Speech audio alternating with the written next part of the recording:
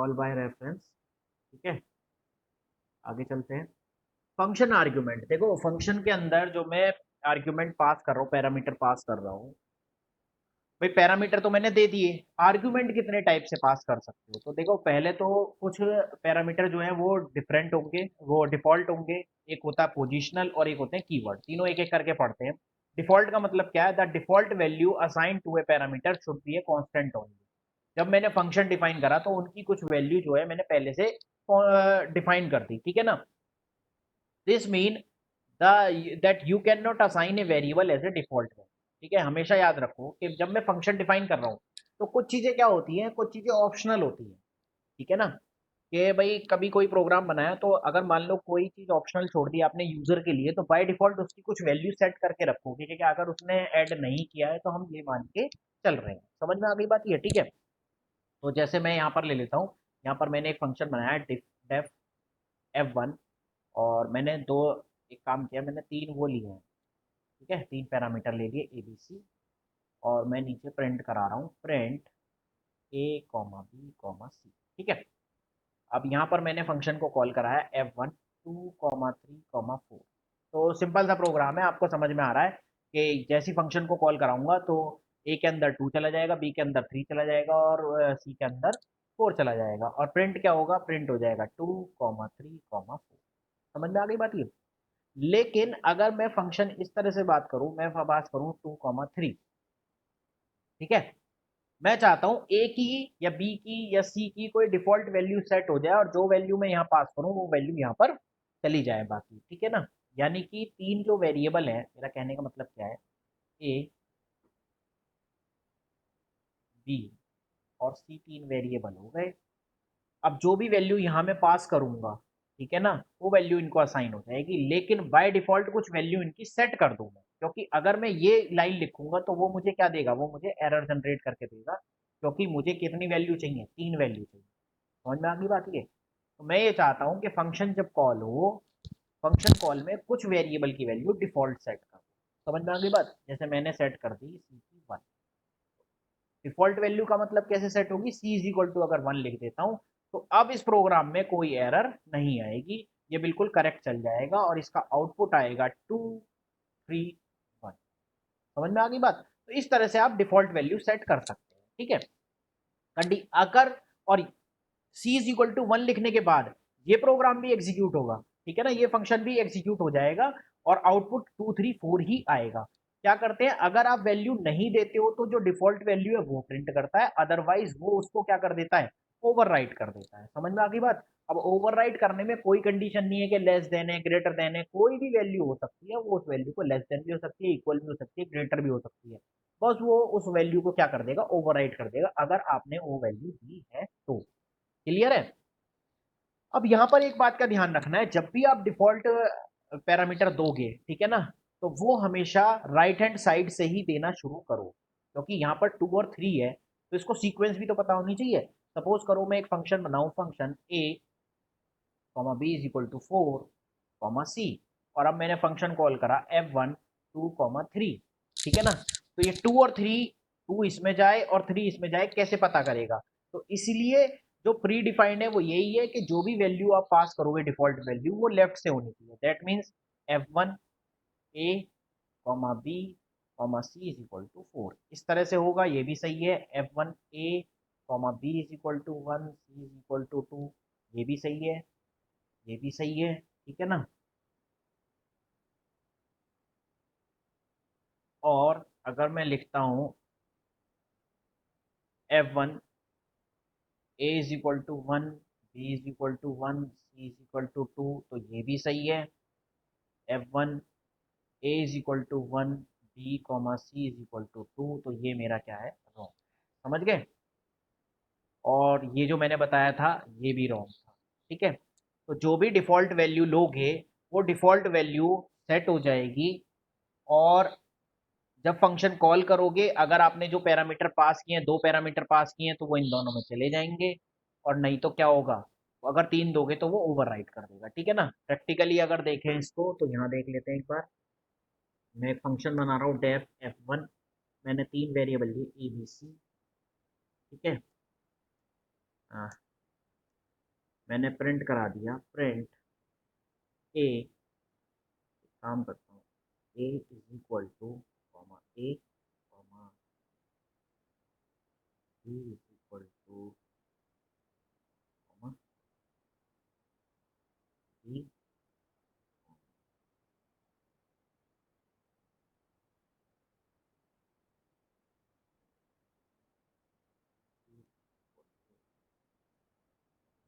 ठीक है, ये हो ठीक है।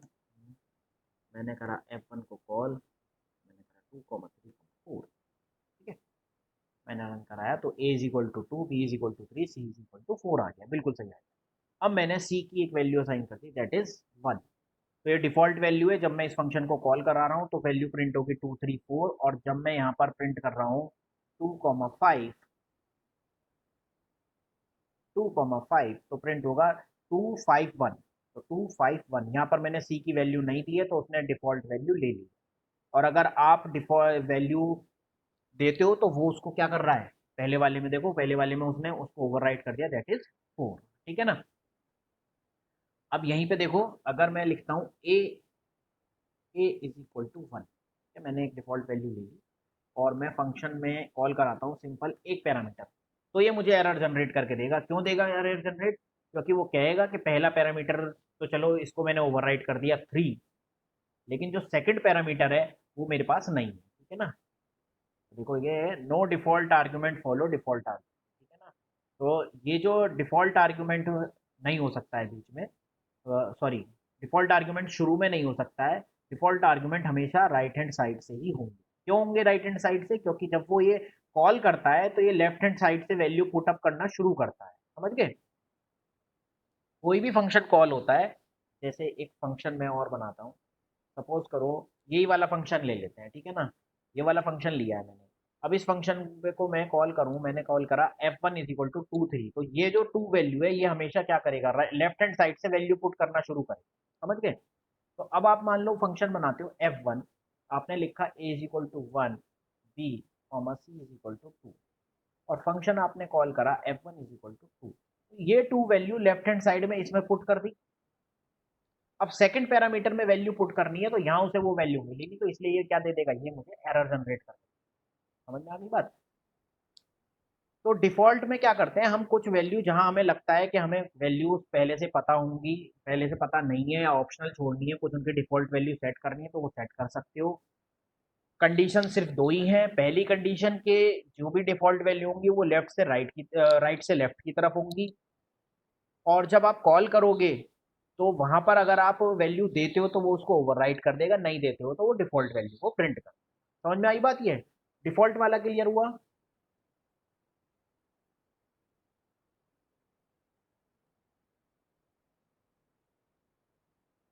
जल्दी बताओ बेटा, डिफ़ॉल्ट वाला क्लियर हो गया? ठीक है, डिफ़ॉल्ट वाला क्लियर है। और बता दो एक दो बच्चे और।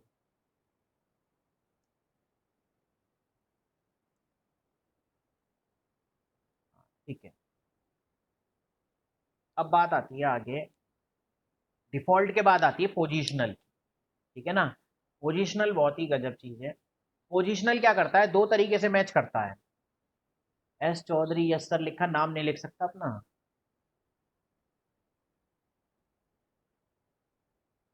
नाम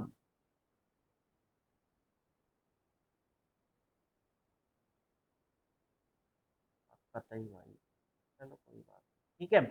तो पोजिशनल आर्ग्यूमेंट में क्या है, दो तरीके से मैच करेगा। पहला है match the argument by position, Chaudhary bad boy सुधर गया, match the argument by position और match the argument by name, ठीक है ना।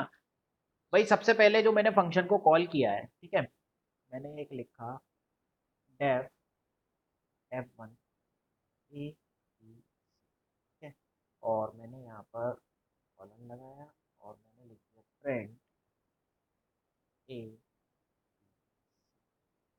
और नीचे मैंने फंक्शन कॉल करा है f1 2। तो सबसे पहली लाइन मैंने क्या बताई है, match the argument by position. तो सबसे पहले यहाँ पर क्या करेगा, वो आर्ग्यूमेंट बाय पोजीशन करेगा, तो ए के अंदर 2, बी के अंदर 3 और सी के अंदर 4 डाल देगा। समझ गए मेरी बात को, ठीक है ना। दूसरा होता है कि ये तो हो गया पोजीशन से, दूसरा हो गया नाम से मैच कर ले। Match the argument by name, ठीक है ना। तो match the argument by name कैसे करेंगे, match the argument by name करेंगे कि F1 मैंने दिया A is equal to 1, B is equal to 2, C is equal to 4, ठीक है। ये फंक्शन कॉल किया है मैंने, कॉल किया है तो ये क्या करेगा, A के अंदर नाम मैच करेगा, ठीक है ना। A के अंदर 1 वैल्यू, B के अंदर 2, C के अंदर 4 डाल देगा। अभी तो आप देख रहे होगे तो ये सीक्वेंस ही है, मैच बाय ऑर्डर ही है कि पहले प्लेस पर A ही है तो 1 आ जाएगा, तो इसका आउटपुट भी क्या आएगा, 1 2 4, ठीक है। लेकिन अगर मैं ऐसे लिख दूं F1 C is equal to 4, B कर देता हूँ, A इज इक्वल टू 1 और B इज इक्वल टू 2। तो हमेशा याद रखो पहले वो करता है मैच बाय नेम, तो पहले वो देखेगा नाम से मैच, तो सी के अंदर 4 अलॉट कर देगा, ए के अंदर 1 कर देगा और बी के अंदर 2 कर देगा, और आउटपुट क्या आएगा, 1 2 4। ये होता है पोजिशनल आर्ग्यूमेंट, ठीक है ना। आप क्या करो, जो आर्ग्यूमेंट के अंदर नाम है उन्हीं नाम से यहाँ पर वैल्यू पास कर दो, लेकिन अनऑर्डर्ड वे में कर सकते हो, किसी भी ऑर्डर में पास कर सकते हो, तो वो नाम मैच करके उनकी वैल्यू उसको असाइन कर देगा। समझ गए। देख लेते हैं इसको एक बार कैसे करते हैं। देखो यही वाला प्रोग्राम ले लेता हूँ मैं, यहाँ पर मैं डिफ़ॉल्ट आर्ग्यूमेंट हटा देता हूँ, दोनों को भी हटा देता हूँ, ठीक है। तो 2 3 4 है, जब रन कराया तो वैल्यू प्रिंट हो गई, ए की बी, 2 की बी की 3, सी की 4, ठीक है। F1 अब मैंने करा A is equal to 2, B is equal to 3, comma C is equal to 4, या कुछ और वैल्यू ले लेता हूँ, ठीक है ना, थोड़ा डिफरेंट हो जाएगा। ऊपर से मैंने ले लिया 8 और इसके लिए मैंने 9, तो 986 प्रिंट हो जाएगा, 986 हो गया, ठीक है ना। अब मैं अनऑर्डर्ड वे में देता हूँ, ठीक है। मैंने सी की वैल्यू दी 9, देखो ऊपर वाली वैल्यू दे रहा हूँ लेकिन अनऑर्डर्ड वे में दे रहा हूँ, तो सी की वैल्यू दी मैंने 6, कॉमा ए की वैल्यू दी मैंने 9, कॉमा और बी की वैल्यू दे दी मैंने 8, ठीक है। तो आउटपुट भी क्या आना चाहिए, आउटपुट भी ऊपर वाले का और नीचे वाले का दोनों सेम आना चाहिए, ठीक है ना। तो जैसे ही मैं रन कराऊंगा तो यहाँ पर देखो, यहाँ पर मैंने पास की थी ए की वैल्यू, क्या पास करी थी 9, तो यहाँ पर क्या आई है, ए की वैल्यू भी 9 आई। बी की वैल्यू पास करी थी 8, तो बी की 8 आई है, और सी की वैल्यू मैंने 6 पास करी थी तो सी की 6 आई, ठीक है ना। क्लियर है। सर सी और सी प्लस प्लस में कर सकते हैं क्या सर, ये पाइथन नहीं है, पाइथन नहीं है बेटा, ये वहां नहीं कर सकते, ठीक है। तो ये था आपका पोजिशनल वाला, ठीक है। दोनों क्लियर हुए आप लोगों को। ये मैंने एग्जांपल एक यहाँ भी दे रखा है, ठीक है ना। और इसके अंदर डिफॉल्ट आर्ग्यूमेंट सेम वैसे ही चलेगा जैसे पहले वाला कॉन्सेप्ट था। अगर डिफॉल्ट आर्ग्यूमेंट आप पास करते हो तो डिफॉल्ट आर्ग्यूमेंट भी पास कर सकते हो, और यहाँ पर मैंने अनऑर्डर्ड वे में पास कर दिया, ठीक है ना। तो यहाँ पर सबसे पहले क्या करता है, match the argument by name करेगा सबसे पहले, और उसके बाद देखेगा पोजीशन, अगर नाम है तो पहले नाम से मैच करा देगा, अगर नहीं है तो फिर बाय पोजीशन से वो मैच करा देगा, ठीक है। क्लियर है सबको, तो दोनों चीजें क्लियर हुई। सबसे पहला था डिफॉल्ट आर्ग्यूमेंट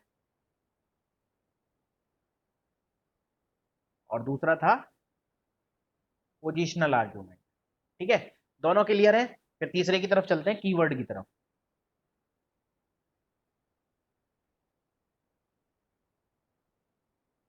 चलो ठीक है, सचिन चौधरी को आ गया समझ में, बाकी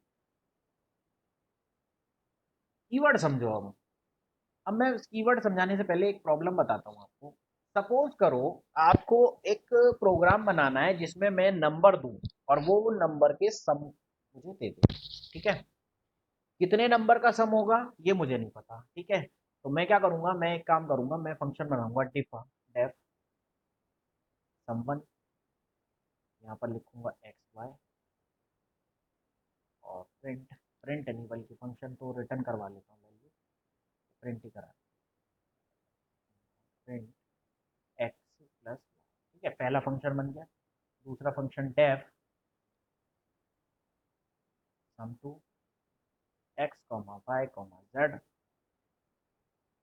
print X plus Y plus, ठीक है।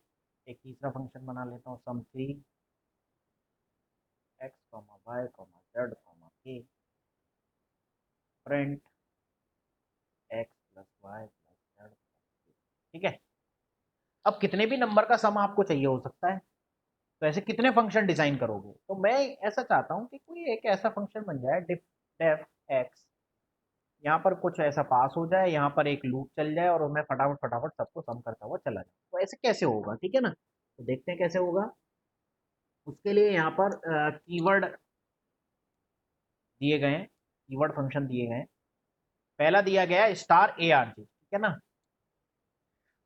In the function definition you use the format f star arg where f is the name of the function। जो f है वो फंक्शन का नाम है, जो आपने डिफाइन किया है। वो किसी भी नाम से फंक्शन डिफाइन कर सकते हो, फंक्शन का नेम है।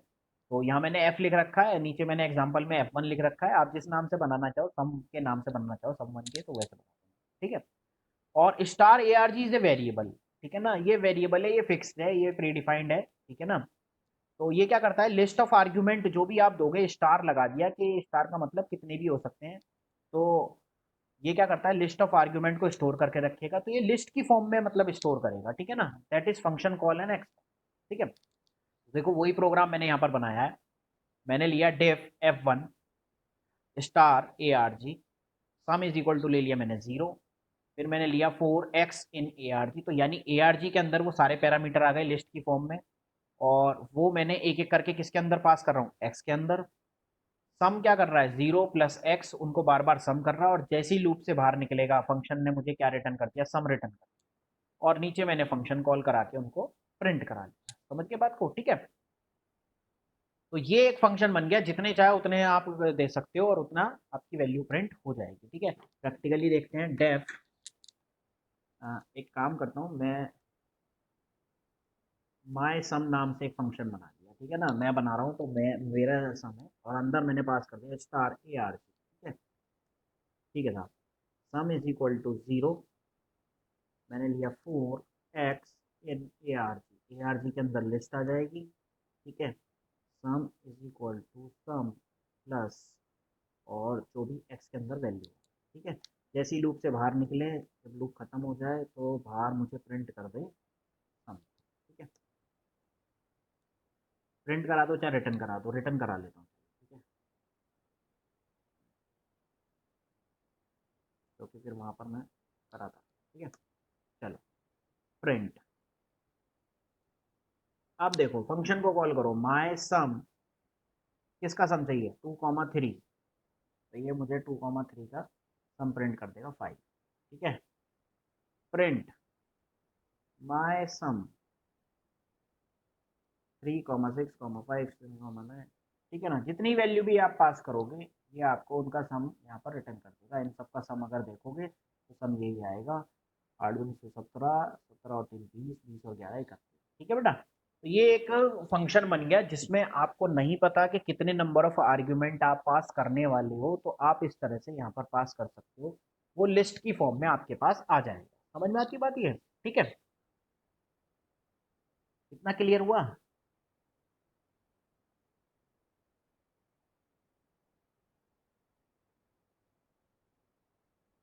वापस समझाना, ठीक है, समझाता हूँ। देखो, देखो ये हमें दे रखा है एक फंक्शन जिसके अंदर हम स्टार ARG पास कर देते हैं, ठीक है ना? स्टार ARG का मतलब है कि अभी क्या होता था, फंक्शन के हम अंदर हम बताते थे कितने पैरामीटर ले रहे हैं, ठीक है। 2 ले रहे हैं, 3 ले रहे हैं। लेकिन जब आपको ये आइडिया नहीं है कि हम कितने आर्ग्यूमेंट पास कर सकते हैं, भाई मैं कहूँ सम करना है मुझे कुछ नंबर का, कितने नंबर का, मैंने छोड़ दिया आपके ऊपर कि कुछ नंबर का सम करके बताओ। तो अगर मेरी क्लास में 60 बच्चे हैं, तो कोई 2 नंबर का सम कर सकता है, कोई 3 नंबर का सम कर सकता है, कोई 4 नंबर का सम कर सकता है, कोई 5 नंबर का सम कर सकता है। तो सब लोग डिफरेंट डिफरेंट नंबर्स के सम कर सकते हैं। इसके लिए मैं अलग अलग फंक्शन बनाऊं, उससे बढ़िया है कि यहाँ पर मुझे एक दे दी फैसिलिटी कि आप अपने फंक्शन के अंदर स्टार ARG पास कर दो, जो कि क्या करेगा, जितने भी, जब आप फंक्शन कॉल करोगे उसके अंदर जितने भी आर्ग्यूमेंट होंगे वो सारे आर्ग्यूमेंट वो ले लेगा लिस्ट की फॉर्म में।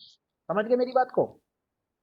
तो उसने यहाँ वो सारे आर्गुमेंट ले लिए, वो सारे आर्गुमेंट आ गए ARG के अंदर, ठीक है। अब यहाँ पर मैंने लूप चलाया 4x इन ARG, तो ARG क्या करेगा, यहाँ से एक एक आर्ग्यूमेंट x के अंदर डालता रहेगा। यहाँ पर जैसे मैंने पास किया 2 और 3, तो ARG ने पहले 2 डाला x के अंदर, तो सम इज इक्वल टू क्या था, सम प्लस एक्स, यानी 0 प्लस 2, तो 2 हो गया। और फिर यहाँ से डाला इसने 3 वैल्यू इसके अंदर, तो फिर ये दोनों सम होकर आ गए, तो रिटर्न कर दिया इसने मुझे सम। समझ गए? तो ऐसे जितनी भी वैल्यूज होंगी वो सारी किसके अंदर आ जाएंगी, ARG के अंदर। समझ गए? क्लियर है सबको?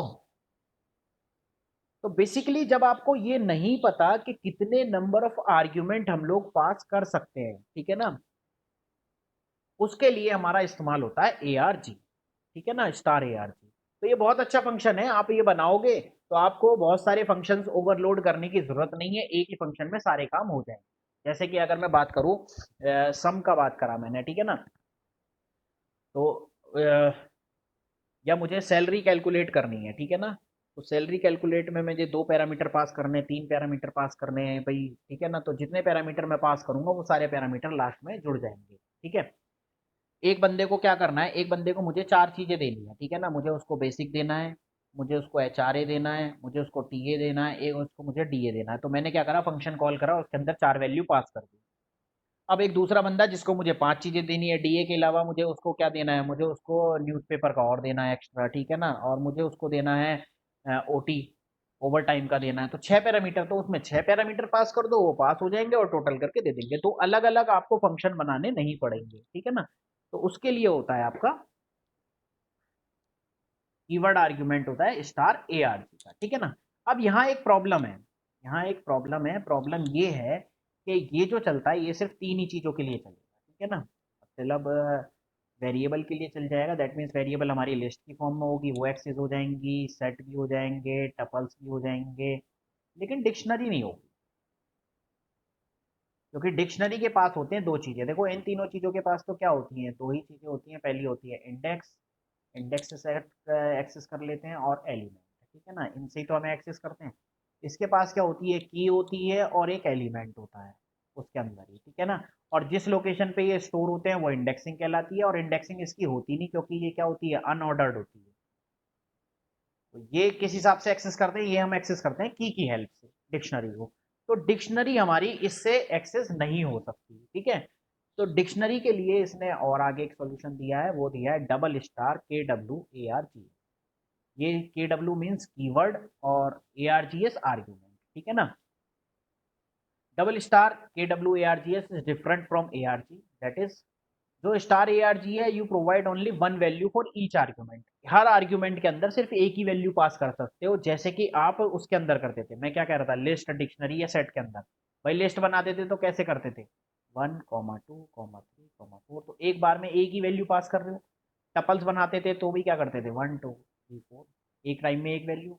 सेट सेट बनाते थे तो भी आप वैल्यू क्या पास करते थे, एक टाइम में एक ही वैल्यू।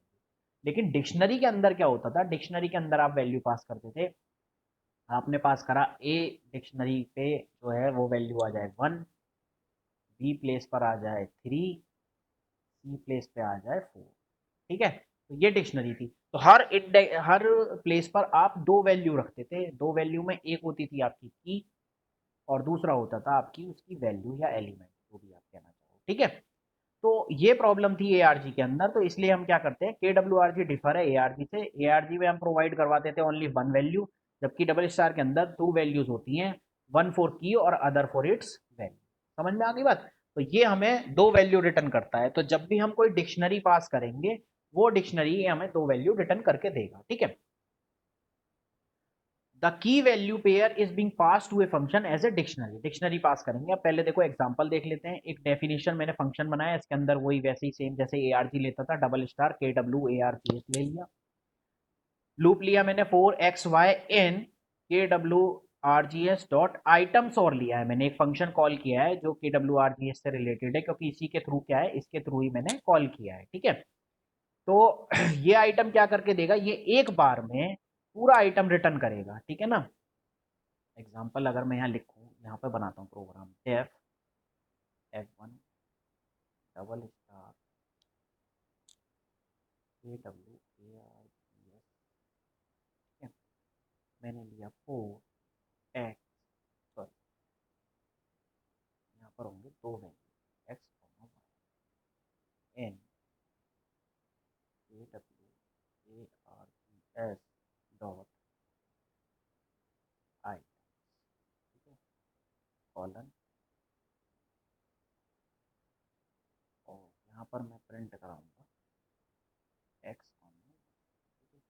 नीचे फंक्शन मैंने कॉल किया, फंक्शन कॉल किया है, फंक्शन कॉल करने से बढ़िया या तो फंक्शन के अंदर पास करो, ठीक है ना, जैसे मैंने यहाँ पर क्या किया, यहाँ पर मैंने ये एक डिक्शनरी ले ली, ठीक है। तो मैं एक डिक्शनरी ले लेता हूँ, मैंने एक डिक्शनरी बना दी बी। तो बी ही इज इक्वल टू यही वाली ले लेता हूँ, A1 A3 A4, ठीक है। ये एक डिक्शनरी है। और फंक्शन के अंदर आप कैसे पास करोगे, F1 डबल स्टार बी। यहाँ पर आपको डबल स्टार लगाना इसलिए ज़रूरी है कि वो बी को समझ जाए कि ये जो कॉल हुआ है ये किसके लिए कॉल हुआ है, डबल स्टार KWARGS के लिए कॉल हुआ है, ठीक है ना। तो ये मुझे क्या करेगा, ये जब ऊपर जाएगा बी, तो ये पूरी डिक्शनरी यहाँ पास हो गई और ये डिक्शनरी में से एक बार में एक आइटम उठाकर इधर देगा।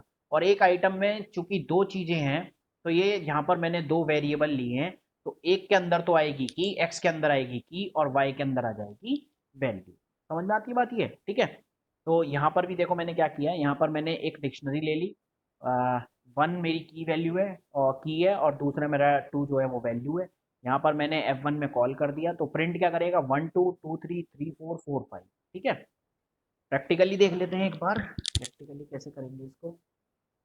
तो सबसे पहले मैंने डेफ एक फंक्शन लिया F1, ठीक है। इसके अंदर मैंने लिखा डबल स्टार KWARGS, ठीक है।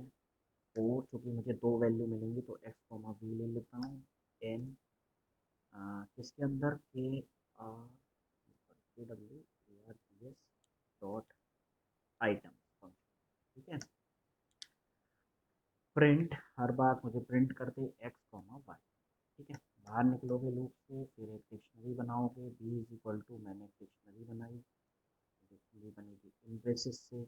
पहला मैं दूंगा 1, 1 की वैल्यू रखी मैंने 1, कॉमा कुछ भी दे सकते हो, 2, 2 की वैल्यू रखी 2, कॉमा 3, 3 की वैल्यू रखी 3, ठीक है। और ये मैं फंक्शन के अंदर पास कर दूंगा डबल स्टार सी। जैसे मैं इसको रन कराऊंगा तो ये प्रिंट हो गया 1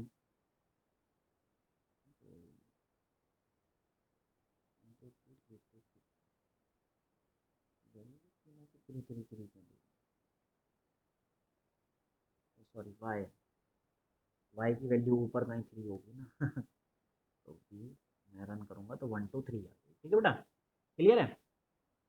तो इस तरह से ये यहाँ पर दो, मुझे डिक्शनरी अगर मुझे एक्सेस करनी है, इस तरह के आइटम मुझे एक्सेस करने हैं, तो मैं रखूँगा KWARGS। और डिक्शनरी में भी डबल स्टार इसलिए लगाया है कि बेसिकली यहाँ पर ये किस लिए है, डिक्शनरी के अंदर आइटम्स जो हैं वो कितने भी हो सकते हैं, तो हमें नहीं पता कल को कितने आइटम डिक्शनरी में ऐड होंगे, ठीक है। और तीसरी खास बात, the key value must be a string. इसकी बस एक कंडीशन है, क्योंकि डिक्शनरी अभी तक हमने जो पढ़ा था उसमें की दोनों फॉर्म में हो सकती है, ठीक है ना। अगर मैं डिक्शनरी बनाऊंगा तो डिक्शनरी वहाँ पर स्ट्रिंग भी हो सकती थी और इंटीजर भी हो सकती थी, लेकिन यहाँ पर देखो आप, यहाँ पर जो भी आप की लोगे वो आपकी सारी की जो मैंने यहाँ पर ली है सब स्ट्रिंग फॉर्मेट में ली है, ठीक है ना, डबल कोट के अंदर। अगर मैं नहीं लेता हूँ तो क्या होता है, तो देखो मैं एक बना लेता हूँ।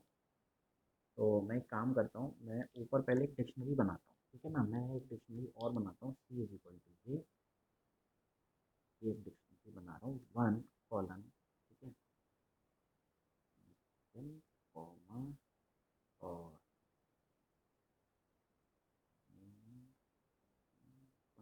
ठीक है। तो मैंने एक डिक्शनरी बनाई है जिसमें मैंने इंडेक्सिंग जो ली है वो ली इंटीजर टाइप की, ठीक है, और वैल्यू ली स्ट्रिंग टाइप की, और दूसरे एलिमेंट में मैंने ले ली स्ट्रिंग टाइप की वैल्यू, और ये ले ली वैल्यू, ठीक है ना। तो मैं यहाँ पर अगर प्रिंट कराता हूँ सी को, ये प्रिंट हो जाएगी, ठीक है ना, ये कोई एरर जनरेट नहीं करेगी, ठीक है। अगर मैं यहाँ पर भी आपको दिखाऊँ एक चीज़, तो मैं यहाँ पर एक चेंज करता हूँ, मैं यहाँ पर इसको हटा देता हूँ, ठीक है। और अब मैं इसको रन कराऊंगा तो ये मुझे एरर जनरेट करके देगा, कहेगा keyword must be string, keyword must be string, ठीक है ना। लेकिन अगर मैं यहाँ पर इस पर हैश लगाता हूँ और मैं प्रिंट करता हूँ बी को, रन कराता हूँ, तो ये मुझे कोई एरर नहीं देगा, कहेगा ये तो बढ़िया परफेक्ट डिक्शनरी है, डिक्शनरी इसने प्रिंट कर दी, ठीक है ना। अगर आप देखोगे तो 1 1 2 2 3 3 तो सारी तीनों चीज़ें वे प्रिंट हो रही है मेरी, कोई प्रॉब्लम नहीं है इसमें। लेकिन जब मैं फंक्शन कॉल कर रहा हूँ उसके साथ तो वहाँ पर दिक्कत आ रही है, ठीक है ना। तो इतना याद रखो कि डिक्शनरी तो ये लेता है लेकिन एक कंडीशन बाउंड है, जो की वैल्यू है वो हमेशा क्या होनी चाहिए, स्ट्रिंग होनी चाहिए। क्लियर है सबको? ठीक है यहाँ तक? यहाँ तक किसी को कोई दिक्कत है तो बताओ फटाफट, इसको रिपीट करते हैं।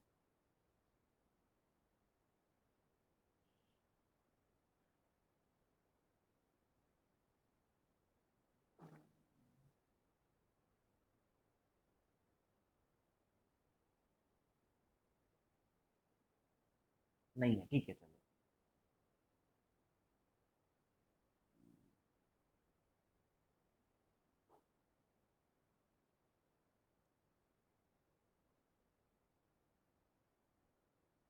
ठीक है बेटा। तो एक चीज और समझ लो, स्कोप और समझो, ठीक है ना। ग्लोबल और लोकल वेरिएबल का स्कोप और समझ लो, ठीक है। तो बेसिकली क्या है कि ग्लोबल वेरिएबल, जब भी मैं कोई प्रोग्राम शुरू करता हूँ और मैंने लिख दिया x इज इक्वल टू 10, तो ये ग्लोबल हो गया।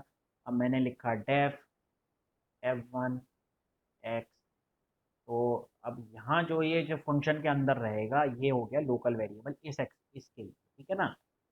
ठीक है, तो एक तरीके से समझो, ये मेरा ग्लोबल, तो ग्लोबल एक्स, तो एक्स की वैल्यू क्या है 10 है, और सपोज करो इस फंक्शन के अंदर मैंने लिख रखा है एक्स इज इक्वल टू 5। समझ गए? तो ये इसी के अंदर अलॉट करेगा मेमोरी, ग्लोबल स्कोप के अंदर ही होती है लोकल को मेमोरी अलॉट, ठीक है। और यहाँ पर एक्स की वैल्यू क्या हो जाएगी 5। समझ में आ गई बात? ठीक है। अगर किसी ग्लोबल वेरिएबल के अंदर, ग्लोबल स्कोप के अंदर, ये तो मेरा ग्लोबल हो गया, एक्स इज इक्वल टू 10 है। अब मैंने फंक्शन बनाया, फंक्शन के अंदर एक वेरिएबल लिया एक्स, उसकी वैल्यू कर दी 5, और इस फंक्शन के अंदर एक और फंक्शन बनाया, यानी कि अगर मैं कहूँ x इज इक्वल टू 10, मैंने बनाया एफ f1 इस फंक्शन, इसके अंदर मैंने x इज इक्वल टू 5 किया, फिर मैंने इसके अंदर एक और फंक्शन बनाया डेफ f2, और इसके अंदर x इज इक्वल टू कर दिया मैंने 6। तो ये फंक्शन किसके अंदर है, f1 के अंदर, ठीक है ना। तो ये मेरा ग्लोबल था, ये मेरा f1 हो गया, और इसी के अंदर हो जाएगा मेरा, और यहाँ पर x की वैल्यू देगी 6। समझ में आ गई बात ये? तो इसको एक तरह से ये समझो, यहाँ ग्लोबल में आप इस फंक्शन को कॉल कर सकते हो f1 को, ठीक है। f2 को कॉल नहीं कर सकते, क्योंकि f2 का जो स्कोप है वो f1 के अंदर है। तो f2 जो सिर्फ कॉल कर सकता है वो f1 द्वारा ही कॉल किया जा सकता है। समझ गए मेरी बात को? क्लियर है? तो स्कोप बेसिकली यही है कि जहां से आपका ये शुरू हो रहा है, ये फंक्शन शुरू हुआ, तो जहां तक ये फंक्शन है वहां तक इसका स्कोप है, ठीक है ना, इस एक्स का। ठीक है, और इस एक्स का स्कोप जो है वो इस फंक्शन के अंदर है, इस फंक्शन के बाहर नहीं है। अगर मैं यहाँ पर x की वैल्यू को प्रिंट कराऊंगा तो x की वैल्यू जो प्रिंट करेगा वो हमेशा 5 प्रिंट करेगा, ना कि 6। समझ गए? सर फंक्शन का स्कोप कहा था कि ये कैसे पता लगेगा? बेटा फंक्शन का स्कोप वो जो बाउंड्रीज होती है ना, मतलब जैसे क्या है कि आप यहाँ पर फंक्शन लिखते हो, ठीक है, फंक्शन लिख के आपने एंटर मारा, तो जब तक आप वापस यहाँ नहीं आ जाते बिल्कुल इस प्लेस पर, लेफ्ट हैंड साइड पर, ठीक है ना, तब तक ये सारा स्कोप क्या होता है, स्कोप इसका चलता रहता है। ठीक है ना, ब्रैकेट तो होते नहीं है, बिल्कुल सही बात है। तो हमें जो भी स्कोप है वो हमें इन स्पेसिस से पता लगाना पड़ता है कि कहाँ तक है। ठीक है ना, जैसे ही आप इस के पैरेलल यहाँ से लिखना शुरू कर दोगे, दैट मीन्स आप फंक्शन से बाहर आ गए। ठीक है ना, इन्हें बोलते हैं एक तरह से इंटेंटेड ब्लॉक, इंटेंटेड ब्लॉक। ठीक है ना, मैं आपको एरर भी दिखाता हूँ, देखो कैसी आएगी। जैसे सपोज करो प्रिंट स्टेटमेंट है यहाँ पर, ठीक है, मैं इसको ले जाता हूँ यहाँ पर, तो जैसे ही मैं इसको रन कराऊंगा तो ये कह दिया एक्सपेक्टेड एंड इंटेंटेड ब्लॉक। ठीक है ना, क्योंकि प्रिंट वाले फंक्शन में उसने एरर जनरेट कर दी कि ये जो है ये जिस ब्लॉक का हिस्सा होना चाहिए, ठीक है, ये किस ब्लॉक का हिस्सा हो गया, ये इस फंक्शन का हो गया, लेकिन जो ये वाला जो आपने फॉर लूप लगाया है इसका ब्लॉक कहाँ है। ठीक है ना, तो इसके बाद क्या आएगा, ये आएगा। ठीक है ना, अगर आप यहाँ, मैं ये नहीं कह रहा कि यहाँ गलत होगा, यहाँ पर आप एक काम करो, यहाँ पर लिख दो पास, तो भाई इस ब्लॉक को पास कर दो। ठीक है ना, तो ये इसने क्या कर दिया, यहाँ पर भी पास में एरर जनरेट कर दी, इफ वाले के अंदर आपको पास करना पड़ेगा। ठीक है,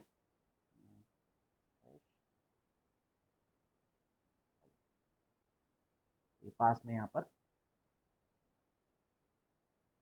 हाँ सर ये एरर बहुत बार आ रही है, अब समझ आया, समझ में आ गया ना। मैं तुमसे पहले ही कह रहा था कि स्पेस का ध्यान रखना। तो जब भी आपकी इस तरह की एरर आए इंटेंडेड ब्लॉक की, एक्सपेक्टेड आती है कुछ भी आती है, तो इंटेंडेड ब्लॉक का मतलब है आपकी स्पेस में कहीं गड़बड़ है, ठीक है ना।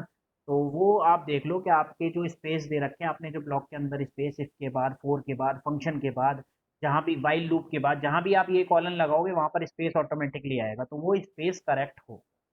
ठीक है बेटा, क्लियर है।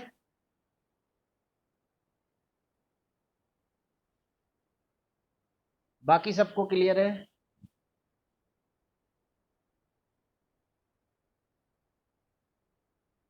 ठीक है, तो आज सब लोग प्रैक्टिस करो, ठीक है ना। डिफॉल्ट आर्ग्यूमेंट के ऊपर एक्सपेरिमेंट करो, कीवर्ड पे करो, ठीक है ना, पोजिशनल में देखो इनपुट देकर, ठीक है। और मैथ फंक्शंस की प्रैक्टिस करो, लोकल और ग्लोबल वेरिएबल बना के कोशिश करो, call by reference, call by value practice करो एक बार, ठीक है ना।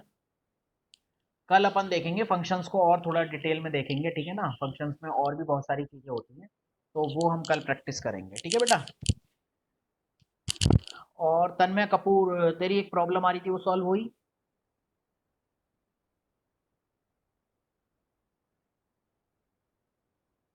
हो गई, चलो ठीक है। ठीक है बेटा, अगर किसी की प्रॉब्लम हो तो फिर सेम वही कह रहा हूँ मैं, व्हाट्सअप कर सकते हो, बाकी पैसे जमा करा दो। ठीक है, चलो। Okay, thank you so much, कल मिलते हैं सेम टाइम सेम प्लेस।